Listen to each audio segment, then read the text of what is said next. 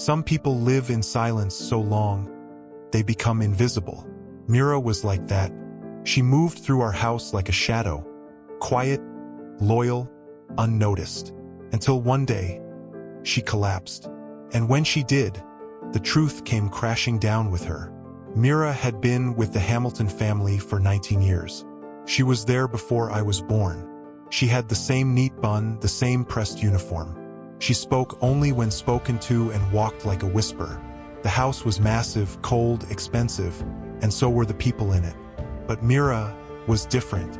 She never smiled, but her eyes were kind. When I skipped dinner, she left warm soup at my door.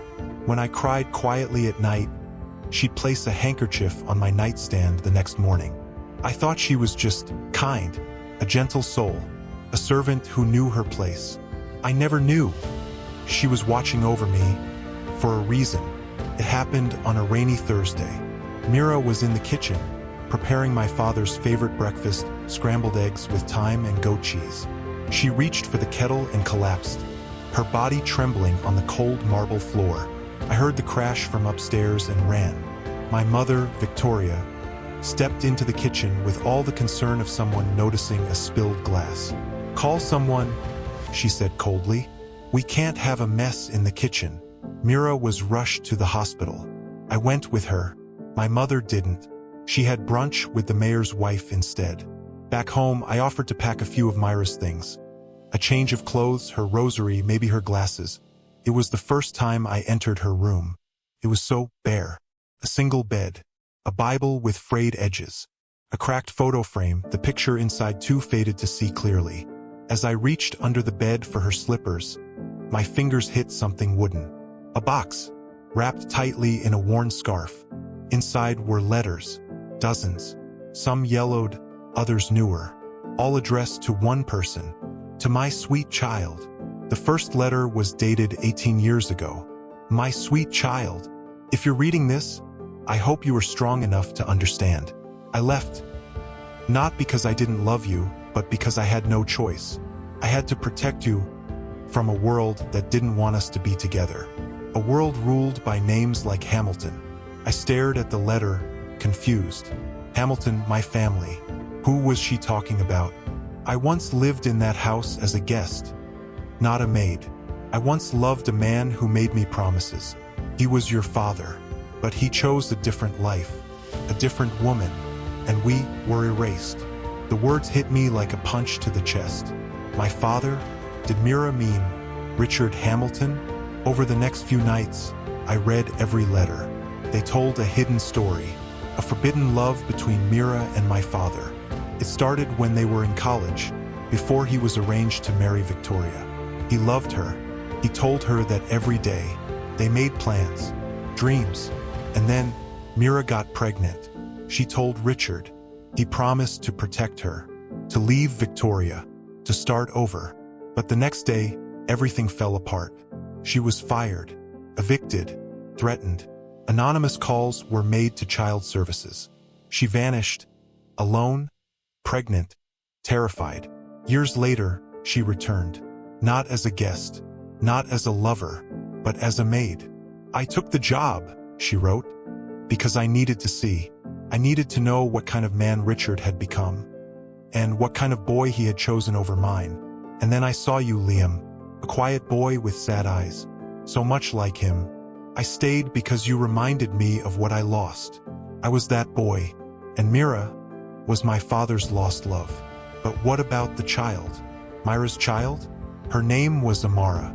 Mira had given birth alone. The hospital staff treated her like a criminal. Unwed, no job, no support. She was sent to a shelter. Then Amara was placed in foster care. Mira tried to visit, to stay close, but every time she got near, someone pushed her away. Anonymous calls, threats, always someone watching. So she stopped trying to be present. But she never stopped writing. The letters, they were meant for Amara. She just never got the chance to give them. Until now. Then came the letter that changed everything. "Your father called me 2 days before he died. He said he was ready to confess, that he couldn't lie anymore, that he wanted to acknowledge Amara. He asked me to meet him, But the next day, he was gone. My father's death was always labeled an accident. His car swerved off a countryside road. No skid marks, no other cars involved. But now, I doubted everything. Did my mother silence him? The timing, the coldness, the way she never spoke of him again. I confronted Mira. Her eyes filled with tears. She said softly, "I never wanted revenge. I never wanted anything from you. I just wanted to be near something I loved. You reminded me of him, of what we could have had. I stayed for that, just that. But I wasn't done. I needed to find Amara. I found her. Amara was in college, studying literature. She had no idea who Mira really was. I arranged a meeting. I didn't tell her much, just that someone wanted to see her. When Mira entered the cafe, she froze. Then she wept. She fell to her knees, shaking. And Amara, though confused, embraced her. No words were needed, just time. Victoria found out, and she panicked. "If you don't leave," she warned Mira, "I'll report you.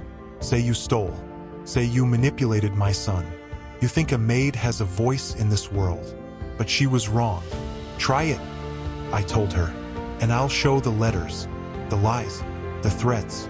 I'll make sure the world knows what really happened to Dad." She didn't speak, but her eyes burned with a rage I'll never forget. Mira moved in with Amara. I visit often. We have dinner, share stories, and sometimes we just sit in silence, a silence that finally feels peaceful. I lost a father, but I gained a sister, a second mother, and a truth that set me free. But just when we thought it was over, package arrived. No sender, just a note. "You buried the past, Mira, but not deep enough. Richard's death wasn't an accident. And I know what really happened. Just when we thought the story had ended, a new one began. This time we're ready. For the truth. For the danger. For whatever comes next. Because Myra's secret was only the beginning."